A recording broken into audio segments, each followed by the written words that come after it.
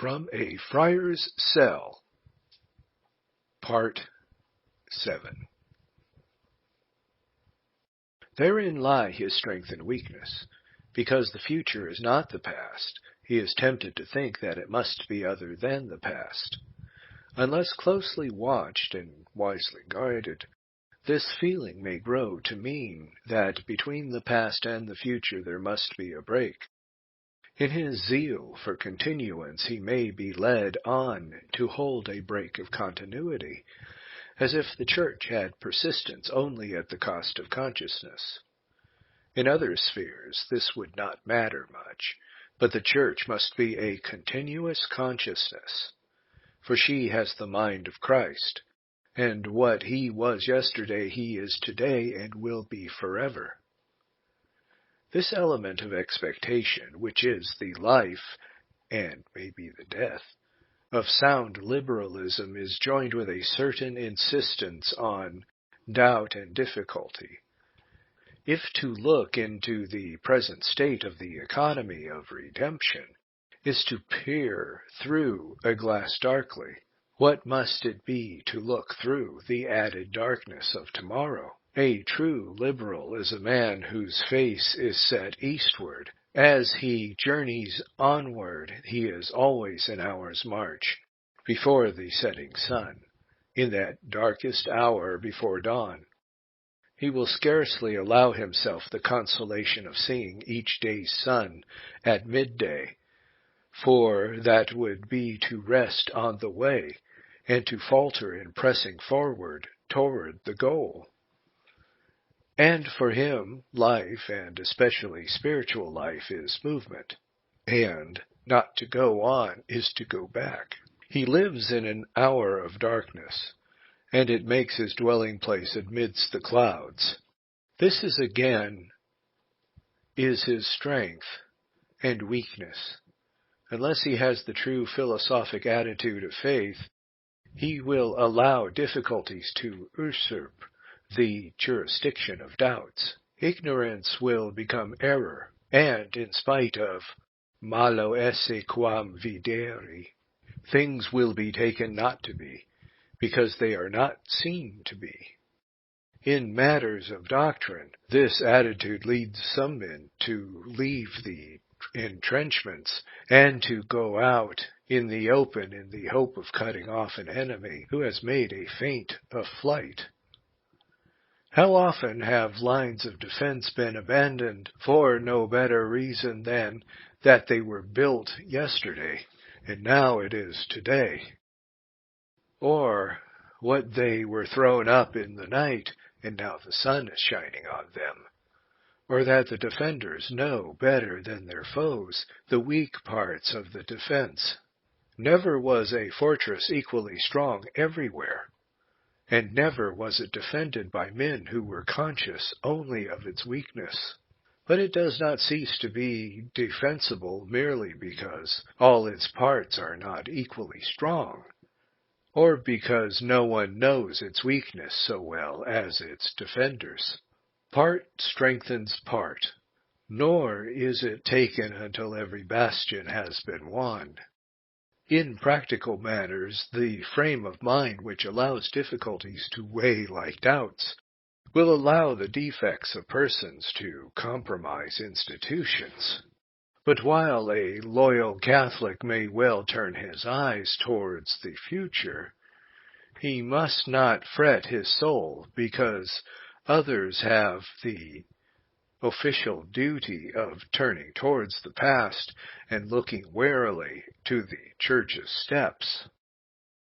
To the elements of liberalism in general, we may now add those of modern liberalism, which we shall find to take their shape and color from the modern social and intellectual environment.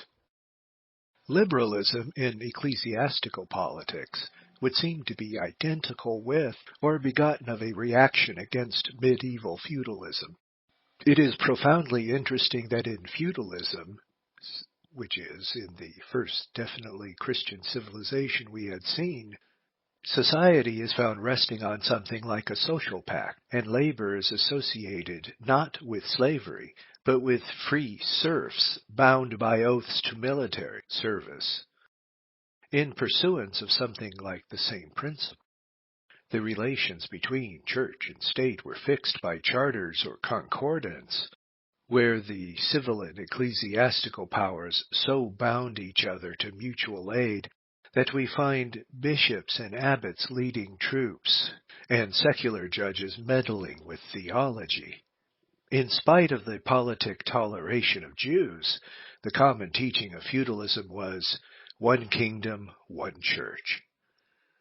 All this reminds us that the age of crusades and charters bore within its heart something of a romantic idealism that had led the Church of Jerusalem into a premature effort after communism. The crisis of feudalism came when Protestantism brought Western civilization face to face with the still more complex problem of dealing with men, not in the abstract, but in the concrete, not with idealized rational animals, but with German monks and English sovereigns. But even after 300 years of struggle, feudalism has not yet taken leave of Europe. In some states, it still serves to embody the relations between civil and ecclesiastical powers. Every year, however, adds to the frailty of its tenure. Even as we speak, its last foothold in a great continental nation is being washed away by the floods of uprising socialism. Comparing these feudal relations to a dying man, overcautious conservatism is the child who will not see death approaching, being blinded by the memory of his father's long years and many illnesses. The false liberal is the child who would hasten the father's death by withdrawing the pillow or by bustling preparation for the funeral. The true loyal liberal is the child who, while doing his best to keep life as long as possible, yet would prepare for the death which he has so long foreseen and dreaded. Just as liberalism in ecclesiastical politics is a countercurrent to feudalism, so in ecclesiastical thought it is a countercurrent to formalism. Carried beyond its limits, this liberal current broadens out into merely destructive criticism. It is significant that Descartes, the Gaul, and Kant, the German, the two most influential thinkers since the 16th century, would have given us the practice and theory of criticism. But criticism is naturally, if not necessarily, formless and amorphous. Its claim is to make debris. It sometimes ends with chaos. It should not end there, if critics were true to the etymology of their name. For if a critic is a judge, his judgments should be decisions and should stand.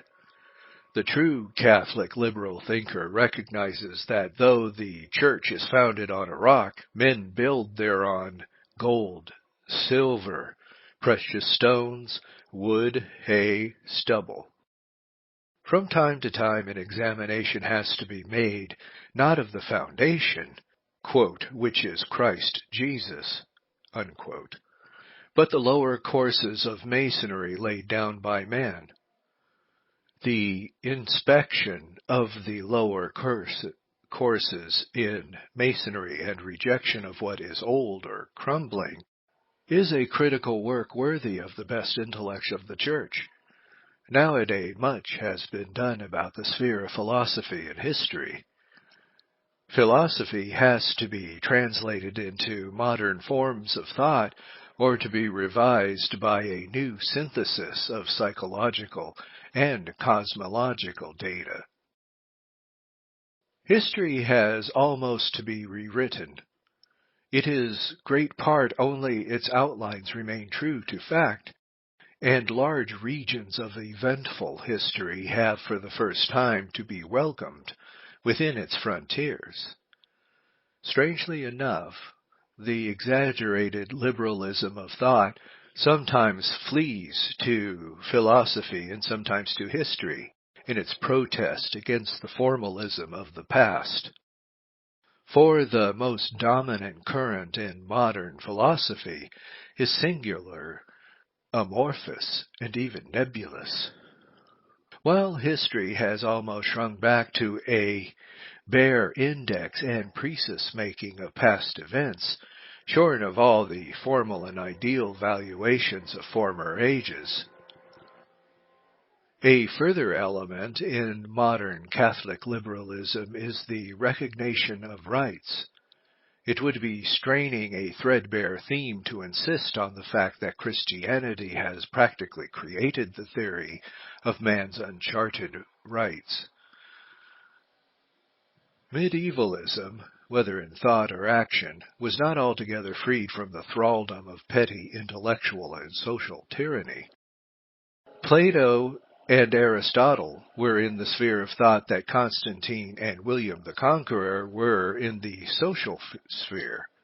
Few, even the boldest thinkers, dared cast aside the overlordship of these two tyrants of thought, but theirs was a mild Hellenic thraldom. And in spite of the subtleties of commentators in their philosophy, is the nearest approach the world has yet seen to organized good sense. But the 16th century at one stroke broke away from the statutory to the natural rights of man as man. Exaggerated liberalism, which is but an overdeveloped of this birth throe, is too insistent upon its claims and too unobservant of its duties. Sound liberalism is more concerned to grant freedom than to claim it. But the 16th century, at one stroke, broke away from the statutory to the natural rights of man as man. Exaggerated liberalism, which is but an overdevelopment of this birth throe, is too insistent upon its claims and too unobservant of its duties. Sound liberalism is more concerned to grant freedom than to claim it. Sound liberalism is more concerned to grant freedom than to claim it. And outside these two classes, a third class is still found for whom the modern and essentially Christian idea of a human being freighted with duties, growing into its rights and rights resting upon fulfilled duties, is a disloyalty to a past Christian civilization. So far we have assumed that liberalism is loyalty to the future equally with the past, that it is therefore a keen realization of difficulty. Moreover, in its modern form, it concludes a democratic countercurrent to feudalism and a critical countercurrent to formalism, joined to an explicit assertion of the social and intellectual rights of man. The 19th century gave us a notable example of true ecclesiastical liberalism in two men born within a few months of each other, John Henry Lacordaire and John Henry Newman. Both were converts. Both had been smitten in different degrees by unbelief. Lacordaire was a liberal in action, Newman in thought. Lacordaire had few difficulties with the creed. Newman hardly touched ecclesiastical politics. Lacordaire was neither attracted nor repelled by the dogmatic side of the church. Of his conversion he could write, "I have reached Catholic belief through social belief, and nothing appears to me better demonstrated than the argument, society is necessary. Therefore the Christian religion is divine, for it is the means of bringing religion to its true perfection." Newman was actually kept back by the political action of the church at the time when he was being drawn to acknowledge her as the covenanted guarantee and guide of dogmatic developments. Lacordaire called himself a citizen of the future and found a journal entitled The New Era. Newman left behind the outline of a vast scheme of development. Lacordaire sprang from a nation that was breaking the bonds of feudalism in church and state. The Newman belonged to a state church that hardly felt its feudal fetters in the profession of dogmatic liberalism. Both the Gallic Tribune of the church and the Anglo-Saxon thinkster insists on the rights of action and thought.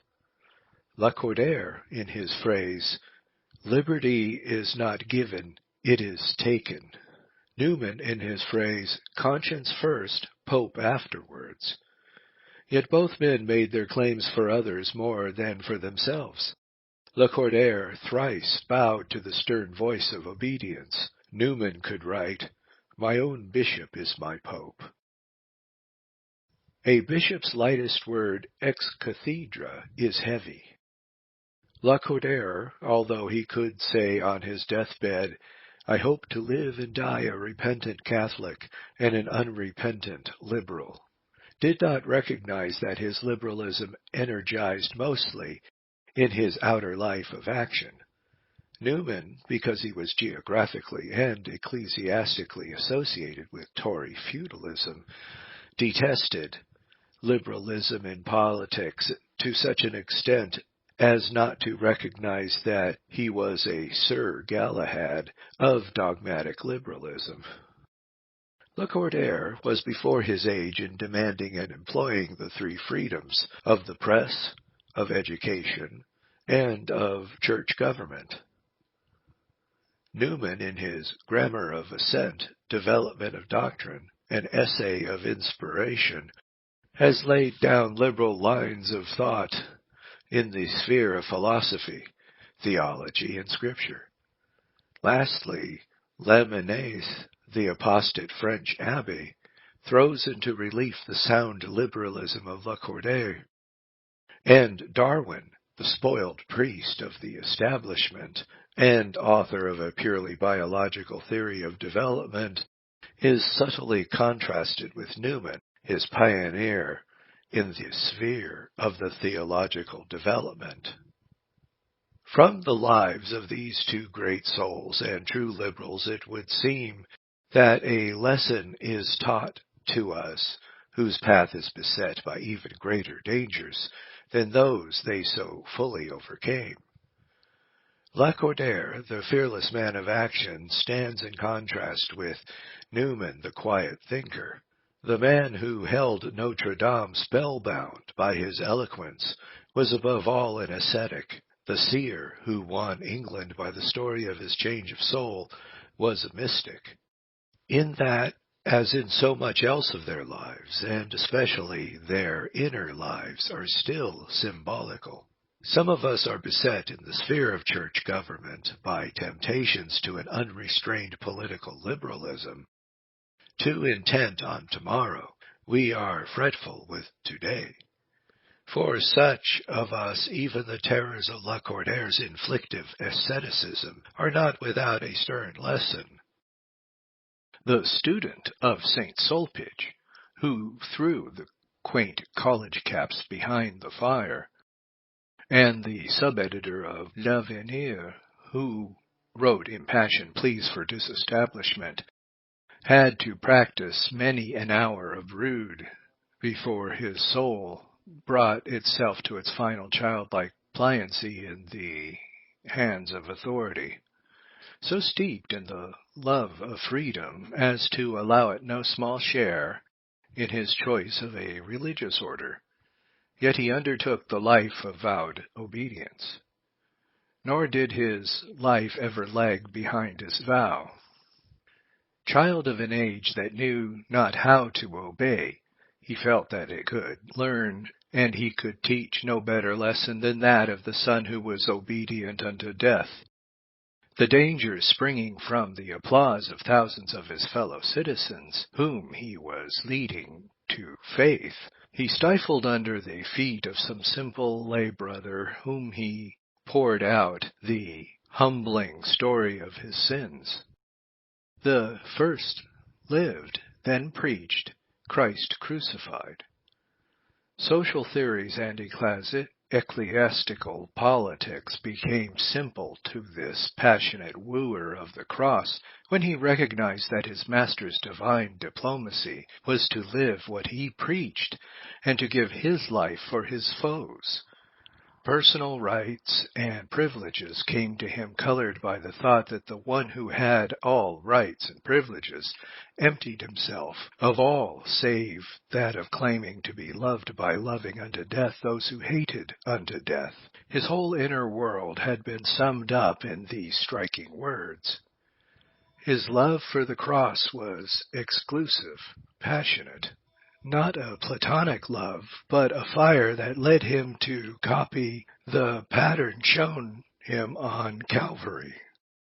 All his mysticism was reduced to this simple principle: to suffer in order to satisfy justice, to suffer in order to prove love. He was a true ascetic and could therefore dare to be a true liberal. For he bore in his soul the marks of Christ crucified. He sought to blot out the handwriting against the world he lived in by nailing it to the cross. And everywhere, as he moved amongst men, his life and word preached the truth that the cross of Christ is alone the redemption and enfranchisement of man. If Lacordaire was an ascetic, Newman was a mystic. As Lacordaire's sound liberalism grew out of his true asceticism, so did Newman's sound liberalism grew out of his true mysticism. For him, a vision was the object and the reward of life. He had been rapt with St. Paul to a sight of the third heaven. He had seen things which even his golden tongue could not utter. He would have spoken of his rapture as seeing through a glass darkly, in comparison with the vision he was to see. Death, to such a soul, could only seem the swift passage from shadows and symbols to the truth. Yet he wasted his life in no vain mood of regret for a vision he could nowhere descry in this world of shadows. He had the seer's gift of seeing beyond and within, and of seeing, first of all, the dim frontiers of further fields of light. Nature was a sacramental to him. It was the garment of God. It was even liturgical and chanted to his soul with solemn voice. Things did not therefore cease to belong to nature because they proved to be divine, and as the meanest flower, a spray of snapdragon on a college wall, had thoughts too deep for tears, so did the simplest revealed truth, no matter in what half-forgotten language enshrined, open up vistas of thought, along which his great mind ranged to the infinite. Such a simple phrase as, "the Word was made flesh," he could not read without seeing 3 fathomless mysteries yawning from under his feet. To him the formulas of faith were not too shallow, but too deep for thought. He had the sensitiveness of those mystics who could not hear the name of God by whomsoever spoken without being borne against their will into high regions of superconscious thought.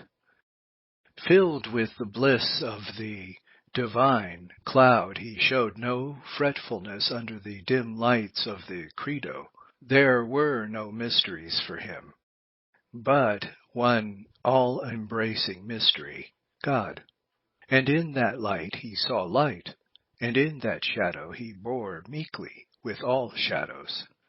Like St. Teresa, whose soul thrilled whilst chanting the Creed at Mass, his whole mind swayed to the balanced antithesis of the Creed of Athanasius.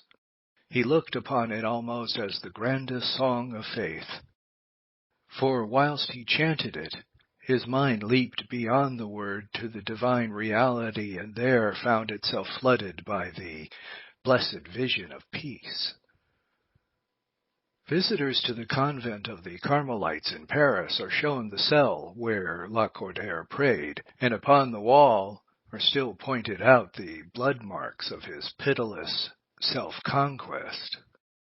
You have but to go an hour's walk along the Iffley Road from Oxford to see the brick-floored cell where Newman knelt to see and stood to write the master light of all his seeing, the vision that led him on.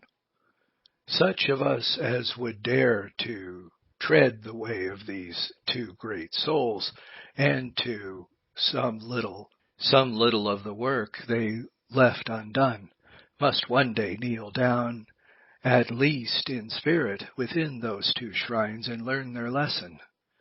For only when some masters of the master's ascetic and mystic self-denial, some of the sorrows or shadows of Golgotha, has mastered our soul, may we hope to be true to our freedom and our responsibilities, to our past and our future, to ourselves and to God. Chapter 20. Towards Truer Ethics. For the purpose of stimulating thought on a subject worthy of our thinking, let me set down some detached ideas. 1. Philosophy is largely in ill odor because it has ceased to be ethics and has become metaphysics. In the classical days of Grecian philosophy, the dominant subjects were logic and ethics. Indeed, there were no other subjects in the higher ways of thought. Logic was a science that put order into a man's mental activity. Ethics was a science that put order into a man's mental activity. Logic had sway over the mind, ethics over the will. Grecian education was based on a liberal schooling in these two noble sciences, and gave us many masters of sublime thought and noble wisdom. But nowadays the science of ethics has largely disappeared from the schools. Its place has been taken by metaphysics. Even logic has outgrown itself. Far from being what it once was, to wit, a practical science or art that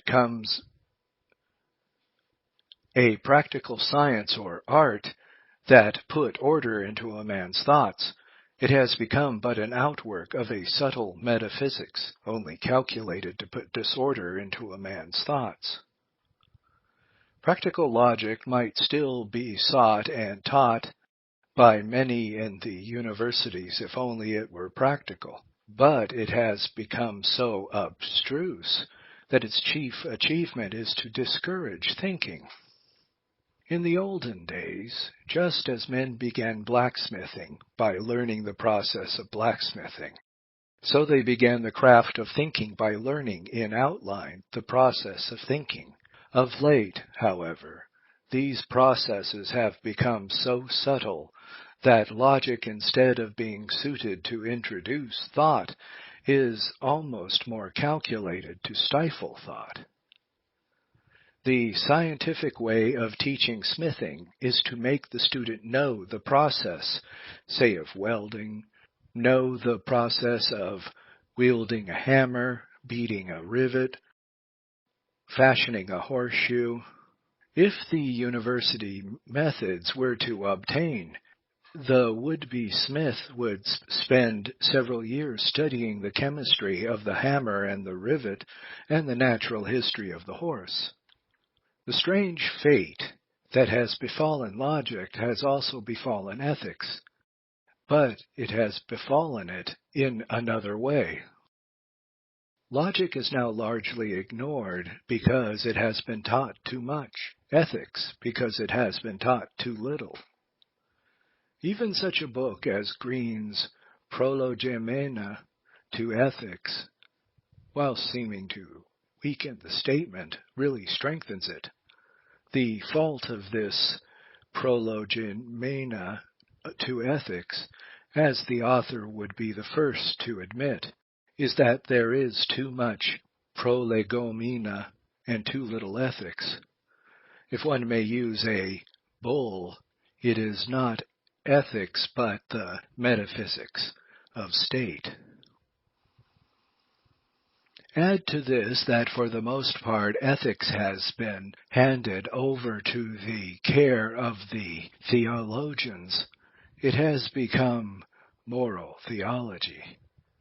In consequence, the ordinary university student does not feel called to supplement his overstocked syllabus with a course in theology. Again, ethics has provided so many sites for disagreement that it has become embittered with a controversy. It has almost become the apologetics of ethics, and a science is in extremis when it has become apologetics. Yet this lack of ethics is a serious want in all liberal and university education. The chief schools in a modern university are theology, medicine, law, and, for want of a better word, I shall call pedagogy. It need not be urged, for it goes without saying that ethics is of supreme importance for the theologian, yet it is hardly of less importance for the doctor, lawyer, teacher. Nowadays it is the moral aspects of medical science that are of supreme importance. Doctors are already crossing the frontiers of their medical science into ethics, with little or no ethical training. Lawyers, too, are drafting and interpreting laws with little or no reference to the eternal law of ethics. 2. Speaking accurately, ethics is not a science, nor yet an art, but a life. There is a science of ethics. This necessarily is a science, but the essential ethics is a life. To explain, a science is what the scholastics call an intellectual habit. The nature of intellectual habits has not yet been sufficiently analyzed, but we may venture upon any lengthy explanation. But it may be enough to say that an intellectual habit such as the science of algebra, geology, botany, history, consists in a number of accurate facts, a number of general principles, and a certain intellectual power and ease in seeing facts in principles, and principles in facts. An art is different. Whilst it includes certain intellectual habits, it requires certain qualities of mind or hand which are creative. Thus, the art of the painter is not merely an intellectual knowledge of the principles and techniques of paintings, but an intellectual power of conceiving pictures and a hand power of carrying out the pictures conceived. But ethics is something still more than a science or an art. It is not mere organized knowledge, though it is accompanied by organized knowledge. It is not a mere eye and hand power to make external things or carry out practical ideas. It is above all a practical power of controlling the human will for good or evil at all manners where the human will may enter for good or evil. Its aim is not to make good scientific judgments or to make good artistic products, but to make good men. Ethics then differs from art inasmuch as its product is not an external thing but an internal state, and from science inasmuch as this internal state is not a faithful copy of some external thing, but, as it were, a definite attitude towards things for good or evil. To those who have grasped these truths, what has been said will probably be clear. To those who have not grasped these truths, what has been said will be almost unintelligible. Yet the obscurity is but a proof of the thesis for which these words are aimed at developing. For it is evident that if the seat of science is an intelligence and the seat of ethics is the will, it need hardly be proved that the intelligence is not the will. Their processes are not identical. Moreover, one process of intelligence is not identical with another. Ratiocination, or reasoning, is not like intuition. The secondary is not like the primary. Hence, just as it is never quite satisfactory to express the greater in terms of the less, or the primary in terms of the secondary, so it cannot be satisfactory to express processes of the will in terms of the process of the intelligence. Neither intuitions nor desires act syllogistically. If then ethics is essentially and primarily a quality of the will, and as we've called it, a life, it is not fully expressed in terms of a science. We do not deny that there is a science of ethics, though we deny that ethics is essentially and primarily a science, but we urge that even as a science and especially as a life, it differs very materially from all essential sciences. Thus, it is futile to attempt to prove by reasoning the validity of our intuitions, for the very fact that our reasons rest on the validity of our intuitions. Reason can show only that the arguments against the validity of the intuitions are not proven, and can protest that if this validity of intuitions is not assumed, reason itself and can make no headway. In the same way, it would seem futile to attempt to prove the validity of our ethical intuitions, or, as to be more accurate, our moral instincts. No science proves its principles. All that it can do is to verify its principles. No mere intellectual process, and especially no mere ratio-incinative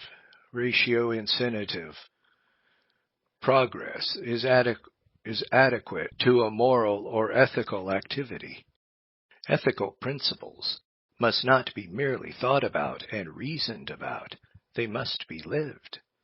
Indeed, these principles have received a more vital evolution in the heart of some plowman who lives them without knowing them, rather than the mind of some philosopher who knows them without living them. This was the final fault of Greece, that it made ethics a science and not a life. In the end it died, not for want of knowledge, but for want of life. As we sometimes say of the dead, his mind was clear up to the last.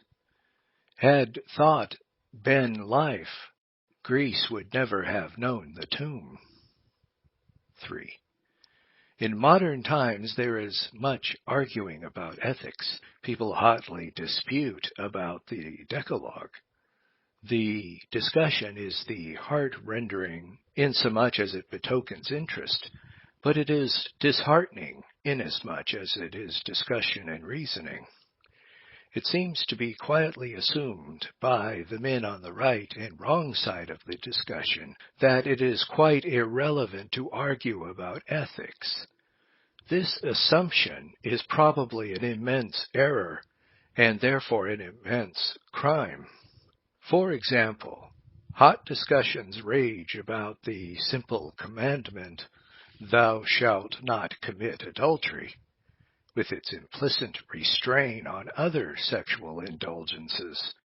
A few monthly magazines of the weightier sort lack the monthly articles showing by many cogent reasons that this commandment is antiquated and that having been adapted to an earlier stage of civilization, it is unfitted for today.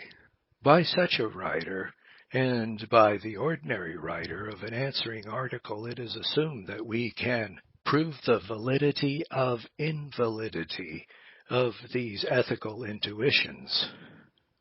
But, as we have said before, these ethical intuitions are not the patient of rational proof or disproof. If a writer attempts to prove that the doctrine of the Trinity is absurd, our apologetic does not take the form of attempting to prove the Trinity, for we know that it cannot be proved. It can be believed only on its being declared by competent authority. Though reason has not the power to prove or disprove the intuitions or principles of ethics, reason has 1. Protective and 2. Explanatory duties towards ethics. It must 1. Protect ethics against the attacks of reason. Arguments seemingly powerful against ethical principles must be shown to be a mere seeming. Reason must be sent in pursuit of reason. Again and again it will turn out that the very arguments used to deny our ethical instincts turn out to their help. 2. Reason must explain ethics. In other words, reason must state ethics in terms of a reason in order to reconcile reason. Just as a man must explain his wares in Chinese if he wants to barter them with the Chinese. How futile, then, seems many attempts to give a logical, that is, ratio-incinative, evolution of ethics. Yet it is being attempted day after day. Now one thinker, and now another, attempt to evolve ethics from some one principle. The assumption of such an attempt is an original fallacy.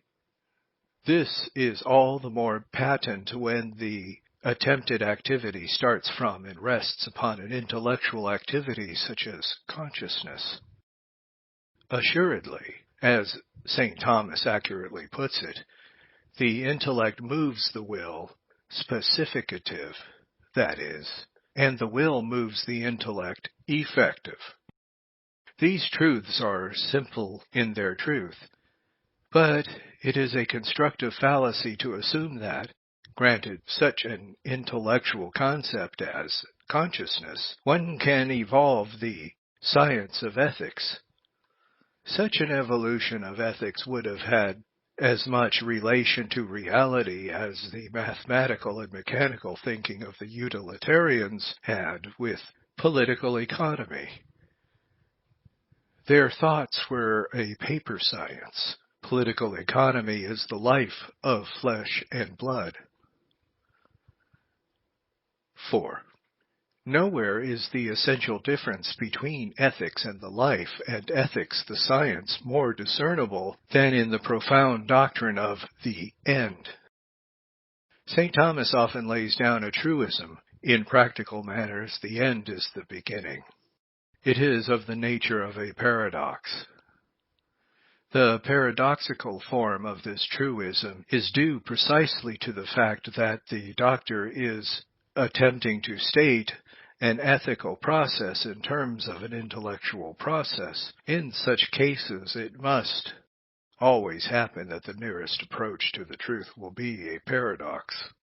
It is to be noted that in rational processes, as distinct from intuitive processes, the beginning, initium, is a rational principle, principium. It happens that in Latin the word principium may mean 1, any beginning, or 2, especially any intellectual truth of a general nature, from which particular conclusions may be deduced. But in ethics, the words finis and principium, the end and the beginning, have their own untranslatable meaning. The moral end, finis, is almost nothing that the ordinary end is. It is not the close or finish of a process. It is not the resting place after movement, but it is a beginning and the occasion of the highest activity. Moreover, the process by which the human will that seeks an end seeks also the means is not a mere syllogistic process. No doubt, as all moral processes are accompanied by mental processes, there are accompanying syllogisms, and the reason can express, indeed, must express, the moral process in terms of a syllogism. Nevertheless, it remains true that the process whereby the free will goes forward from end to means is a purely moral process which no mental phraseology can adequately express. 5. We have already called attention to the inconsequence of demanding from reason the proofs of ethical intuitions. We suggested that reason had the important duty of meeting with its own artillery of defense the attacks of reason. A more concrete instance of this may lead to a valuable train of thought. Nowadays, as we have said, the well-to-do and leisured folk have largely wearied of the sixth commandment, "Thou shalt not commit adultery." In most countries, they have succeeded in passing divorce laws which legalize successive polygamy. So that, to quote a barbed witticism, polygamy is an informal institution of modern civilization. In olden days, the severe attitude towards adultery was a great safeguard of monogamous marriage, where every man had one wife and it was a heinous crime to sin with another man's wife. Polygamy was practically impossible in default of numbers. Polygamy, however, is now pushing itself back again into prominence under the time-old plea of modernity and progress. A powerful argument is urged in these terms. Indissoluble marriage were suited to the childhood of mankind, when man's relations were those of rapine and uncontrolled individualism. Nothing save a legal justification of indissoluble marriage could have saved those centuries from ruin. But now law and order have taken the place of uncontrolled individualism. It is no longer ethnically desirable to limit a more developed individuals. If progress is not to be maintained, these opportunities should now be provided for the intellectually and physically fit to develop their parenthood without the legal restraints of an early individualistic age. The field of opportunity should be open to all those who feel the divine call to active or passive parenthood. This specious reason, which indeed is not a reason, has all the gins needed to trap the unwary. All the phrases that shake a man's conscience will find a place in its rhetoric. Law, order, individualism, progress, parenthood, divine. With such recommendations, it is little wonder that men and women pining under the restraint welcome the cheering gospel, increase and multiply. We have cited this argument only that it may be seen how narrow and indirect is the sphere of reason in the things of ethics. We do not suggest that, if this reason does not prove the thesis, arguments may be found to prove the opposite thesis. We merely direct the attention of reason to the fact that, if it is true to the principles pressed forward in this argument, it will find a number of conclusions not at all to its liking. For we have said that it is chiefly the rich and leisured folk, weary of restraint, who urged that in the matter of women, man should pass from the individualistic institutions of primitive times to the higher collectivism of the 20th century. In other words, the Decalogue needs to be revised on an altruistic and communistic basis in face of modern progress. Well and good. But let us listen to a number of men whose revisionary activity centers not on the sixth commandment, "Thou shalt not commit adultery," but on the seventh commandment, Thou shalt not steal. These men say there is far less to be said for individualism in wealth than for individualism in women. The right to private marriage is more obvious than the right to private property. If wives are to be in common, a thing very difficult to arrange, then property should be in common, a thing comparatively easy to arrange. They therefore consider that the revision of the Decalogue should begin not at such a central thing as a wife and mother, but an outlying thing, to wit, private property. St. Thomas makes a shrewd commentary on Matthew 5:21-32. Our Lord explained the manner of fulfilling these precepts, which the scribes and Pharisees did not rightly understand, for they thought that the prohibition of adultery and murder covered the external act only, and not the internal desire, and that they held this opinion about murder and adultery rather than about theft and false witness, because the movement of anger tending to murder and the movement of desiring something tending to adultery seem to be in us from a nature somewhat, but not the desire of stealing or of false witness. It is evidence that all the arguments used to defend the revised Sixth Commandment are available for the revised Seventh Commandment, but it is wonderful that with the unanimity and wealthy defenders of the first revision denounce the second revision. They appeal to law and order. They denounce the seventh revisionists as miscreants who would ruin the superb fabric of modern civilization. They plead that such suggestions should be met by a countermove upon the personal liberty of the misguided men who would interfere with private property. All this is proof that reason, if inadequate to prove or disprove ethics, is capable of arresting attacks. If it is not shot and shell, it is at least a covering fort. But we are now in a mood to say what kind of proof may be offered to those who would deny ethical principles. It is clear that the nature of proof depends largely on the nature of the thing to be proved. If, indeed, the thing is open to proof, an intuition is not capable of the same kind of proof as a deduction, and an intuition may be said to be proved when it is verified in its deductions, just as a deduction may be said to be proved when it is led back to and verified in its principles.